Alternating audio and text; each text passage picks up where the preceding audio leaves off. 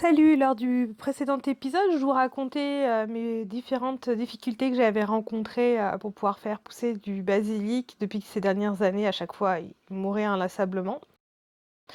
Et donc notamment de l'implication de Max pour m'aider à pouvoir résoudre ce problème. Il faut savoir, Max, hein, c'est notre fameux chaman capable de faire ressusciter toutes ces plantes.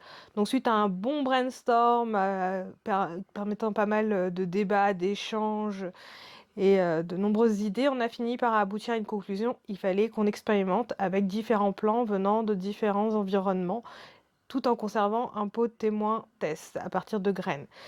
Donc il est temps de partir faire les courses. Et là, je vous présente la suite de nos épisodes.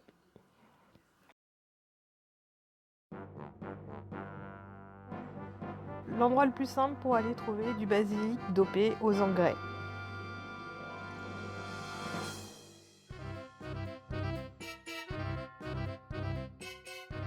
Bon, forcément, Max, vous lui donnez le choix, il peut y passer des heures. Allez Max, il n'y a pas 30 différence entre ton premier plan et ton deuxième. Puis je te rappelle qu'on doit aller à la ferme de Viltin pour la jardinerie bio. Salut. Là, je suis actuellement à la ferme de Viltin. Je suis en train un peu de me balader pour essayer de trouver les aromates. On a quand même une grosse variété de plantes ici. En vrai, si j'étais pas juste venu pour le basilic, j'aurais pu récolter d'autres choses. Mais voilà, donc ici on est dans l'objectif de trouver leur variété de basilic, voir à quoi ça ressemble, comment ils les font pousser. Et par la suite, on va voir si on peut réussir à récolter une pousse, si on peut réussir à prendre tout un lot avec nous. Et on va tester la qualité qui est produite à la ferme de Viltin par rapport à ce que nous on peut faire. Mince, je me suis perdu. Bon, il faudra que je retrouve mon chemin. Mince. C'est grand cet endroit quand même. Hein. Bon, je vais essayer de trouver le basilic.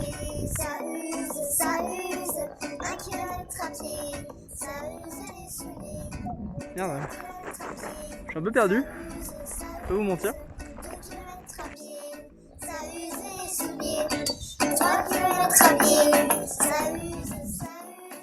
Donc j'ai redemandé au vendeur et il m'avait dit que finalement on peut pas les déraciner. Du coup il faut manifestement les couper, donc ils m'ont fourni un cutter pour les couper. Donc je vais quand même en récolter pour pouvoir les tester et le comparer avec les récoltes qu'on a chez nous. On a trouvé la variété de basilic, je me suis un peu renseigné avec les vendeurs d'ici. Donc ils m'ont dit que c'était le basilic qui vendait actuellement. Il y a une différente variété de basilic qu'on peut trouver. J'en ai senti, en effet c'est manifestement du basilic, mais manifestement c'est du basilic qui est un peu différent par rapport à ce qu'on avait trouvé et ce qu'on produit chez nous. Voilà, de retour donc de nos courses à Truffaut. Oui, comme vous pouvez le voir, en fait, finalement, j'ai que 2 plants qui viennent de Truffaut. Je vous explique la raison, c'est très simple. On est allé donc à la jardinerie dite bio. Malheureusement, on ne peut faire que de la cueillette. On ne pouvait pas récupérer un plant avec ses racines. Et donc, pour rappel, nous, on veut faire une étude comparative avec 2 plants qui vont évoluer dans le temps pour pouvoir voir justement comment ça se comporte par rapport au changement de climat, par rapport à la volumétrie de la récolte, etc. et la durée dans le temps. Donc forcément, si je prends quelque chose qui est juste en cueillette, c'est équivalent d'aller prendre une barquette de basilic frais au supermarché. Ça n'a aucun intérêt par rapport à ce qu'on veut faire.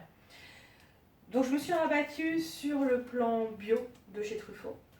Je vais être honnête avec vous, je suis jamais très confortable avec le bio, que ce soit en supermarché ou du coup dans une grande enseigne comme Truffaut, parce que j'ai toujours l'impression que finalement on est plus dans du greenwashing. Je suis pas sûre qu'ils tiennent leurs promesses, en tout cas je suis pas confiante sur ce point-là. Allez, c'est le moment, on démarre le rempotage, donc on sort l'ensemble des outils.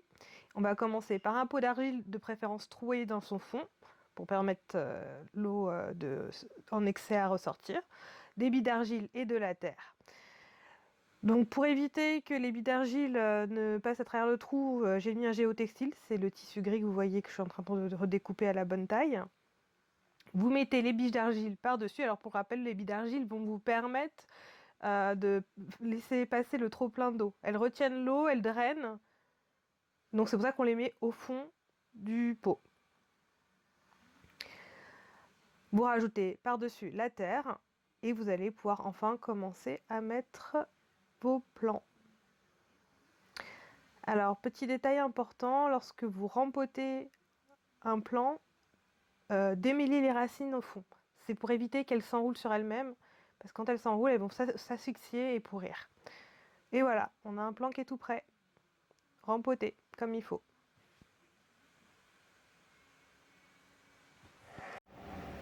T'as pas oublié un truc là? Oui, j'ai oublié d'arroser en fait. C'est bien malin de rempoter mes plants, mais si j'oublie de les arroser, ça va pas tenir le coup bien longtemps. Allez, hop.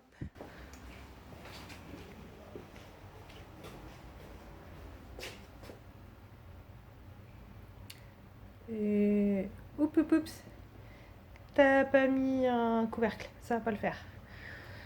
Tu vas mettre de l'eau partout. Allez, rebelote en marche arrière, au retour à l'évier.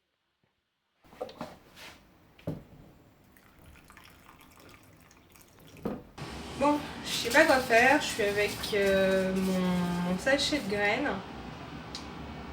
Et en le lisant, je réalise que les dates de semences, c'est de mars à avril. On est fin septembre, je fais quoi? Ça marchera quand même ou pas si je fais en fin septembre? Parce que c'est pas semé en mars en avril à l'extérieur, non, c'est semé de mars à avril dans vos pots jardinières placés à l'intérieur. Quoi? Tu veux me dire que la plante, elle va savoir faire la différence entre mars et avril et septembre?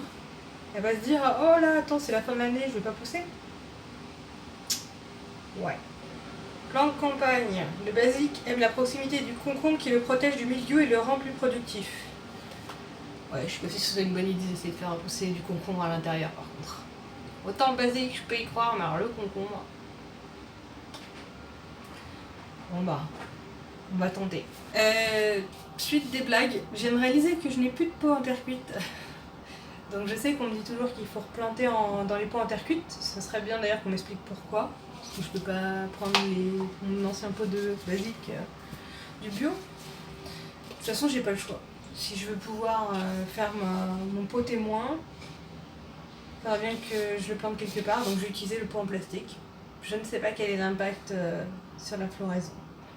Bon bah, il reste plus qu'à trouver de la terre. Enfin, parce que même ça, j'ai pas. Et on peut commencer à semer nos graines dans le pot. Bon voilà, ça y est, j'ai fini par retrouver de la terre avec laquelle j'ai mélangé un peu des restes de café et de feuilles mortes pour un peu enrichir parce que bon, c'était une terre qui était là depuis longtemps. Et j'ai également semé mes graines par-dessus. Maintenant, il me reste plus que du coup à mettre la terre juste par-dessus là. Hop, je délaisse la feuille. On passe à l'arrosage.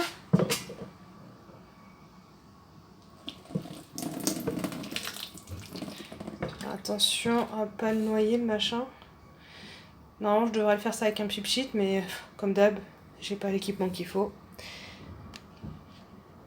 Donc là, on va le mettre juste sur le rebord de fenêtre pour le laisser vivre sa vie. Et donc là, on passe dans la phase où j'ai essayé de vous faire un time-lapse avec mes plants de basilic. Bon, je vous avoue la vérité, c'est pas un vrai time-lapse. Normalement, j'aurais dû utiliser avec un appareil photo, un espèce d'outil qui prend les photos à intervalles réguliers. Bon, pour un time-lapse unique, j'avais pas forcément l'envie d'investir, donc du coup, je l'ai fait manuellement. Vive le télétravail, c'était pratique à ce niveau-là. Mais je vous cache pas qu'avoir l'appareil photo dans la cuisine pendant 30 jours d'affilée, ça s'est vite rendu assez compliqué.